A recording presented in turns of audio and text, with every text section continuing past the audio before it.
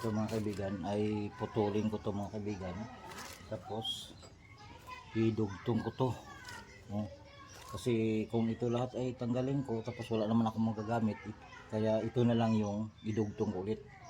Yan dito. Nilagyan ko na ng tanda para tuloy-tuloy na ang pag-ano ko mga kaibigan. Ang pag ano rito, pag weld. Ayan. Ito na mga kaibigan. Ayan, nakita niyo mga kaibigan.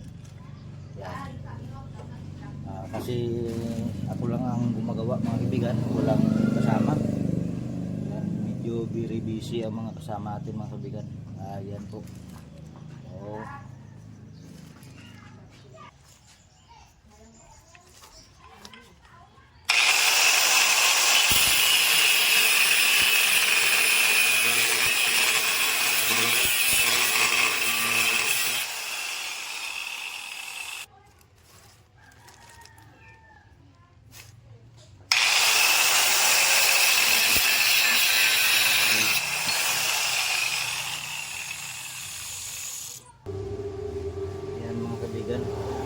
Ito na po, nakabit ko na rin. Yan. Ito mga kaibigan,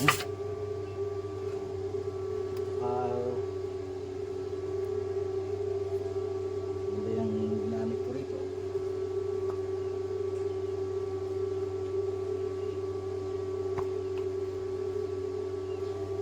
Ayan, bago ko i-full naman ang kabila mga kaibigan, bago ko naman i-full-weld, tanggalin ko muna to yung isang bolt. Ito mga kaibigan, ito.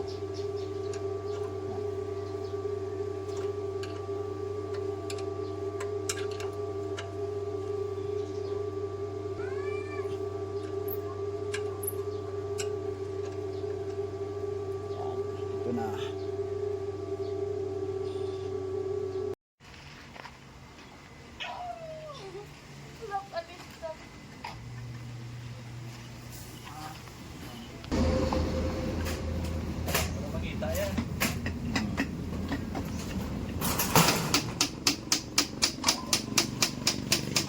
Anong damage to?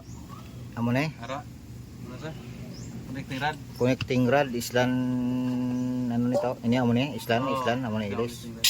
Tapos inyo Clutch hub. Clutch hub, Spring, return spring. return spring, tapos ano ito? Piston ring. Piston ring. Okay.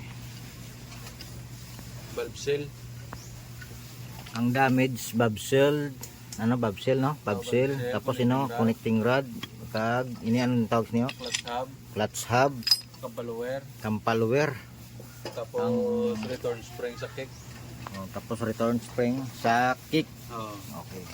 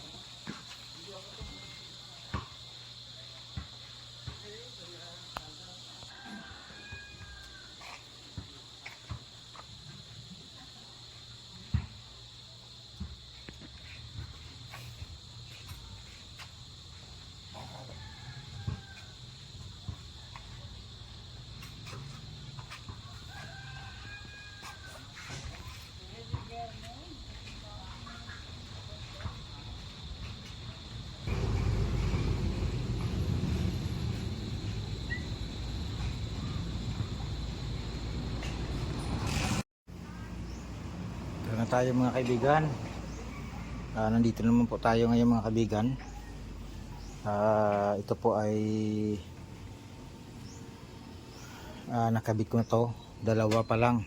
Yan sa kabila nakabit ko na rin yung pintuan niya. Tapos nito mga kaibigan, namasilyahan ko na rin. Yan, namasilyahan ko na. At saka dito sa halos na ni-repair ko mga kaibigan. At saka yung sa ilalim may masilya na rin. Nalagyan ko na rin ng sa taas, parang kargadira niya mga kaibigan. Tapos dito sa likod ay tapos na rin. Ito yung reserva niya. Ito linagay ko na lang para diretsuhan na at saka para matibay na rin. Yan, para isang gawa na lang. Ayan ang reserva niya para po ay pag malagyan na to ng bumper dito sa likod, hindi na siya masyado makita mga kaibigan. Hindi na siya masyado makita mga kaibigan. Pasensya na kayo mga kaibigan na hindi ko na napakita sa paggawa dito mga kaibigan kasi siyempre naman ay tayo lang dito. Ako lang mag-isa rito. Ayan. Ito ay iliya ko na mga kaibigan. Tapos dito ay sa kabila, ayan na. Malapit na lang ito mga kaibigan. Malapit na po ito. Ayan. Malapit na po ito. Ito dito sa loob mga kaibigan ay batik-batik to. Tapos sa taas. Pero papantayin ko muna to dito mga kaibigan ang bubong niya kasi medyo nakabaluktot mga kaibigan. Ayan. Ito bukas ikabit ko na to ang panghuli niya. Ayan yan nakasandal. Halos po ang mga cover niya lahat ay napinturahan ko na primer mga kaibigan. Primer gray. Ang ginamit ko pala ng mga kaibigan na primer mga kaibigan ay primer epoxy. Yan. Kasi maganda to, matibay sa pagdikit sa kalawang mga kaibigan. Tapos dito hindi ko na pinturahan ng primer kasi nakalapag to kaya dito ko na sa i-primeran mga kaibigan at saka i-double wall. Nandun na sa loob mga kaibigan ang pang cover dito lahat. Yan, maraming salamat sa inyo mga kaibigan. Hanggang dito na lang ulit mga kaibigan. Yan, bye bye.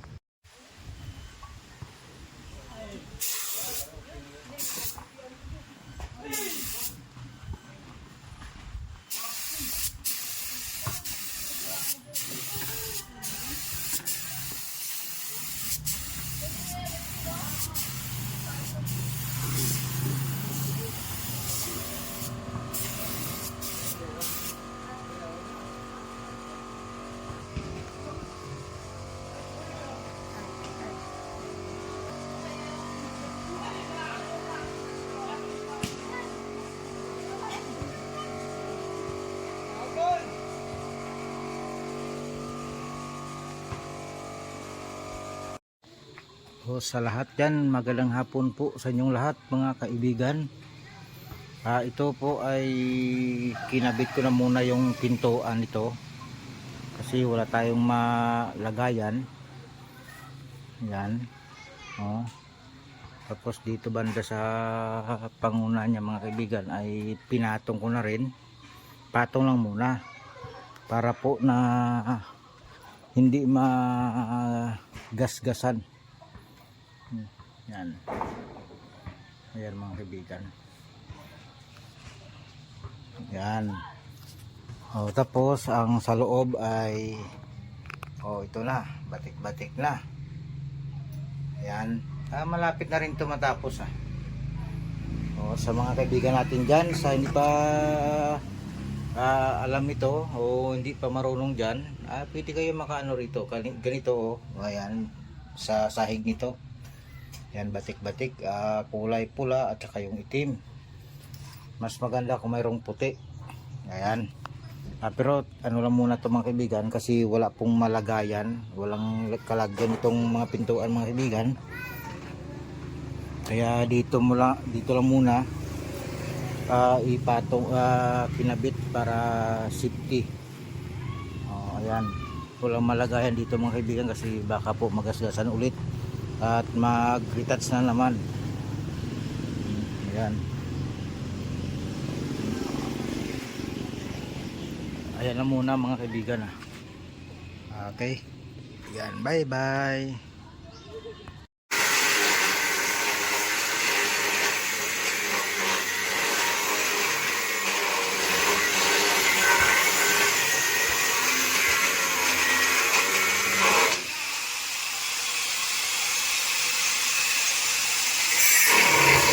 Kurang kaleng.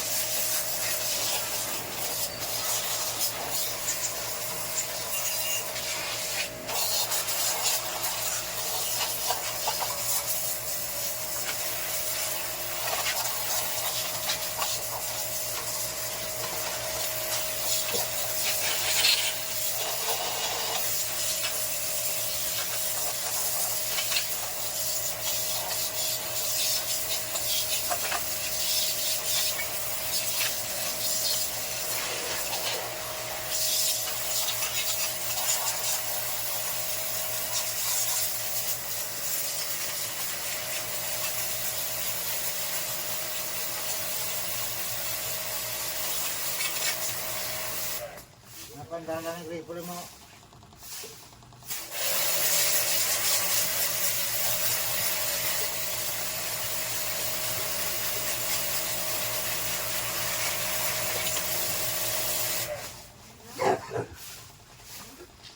Ang lagi po.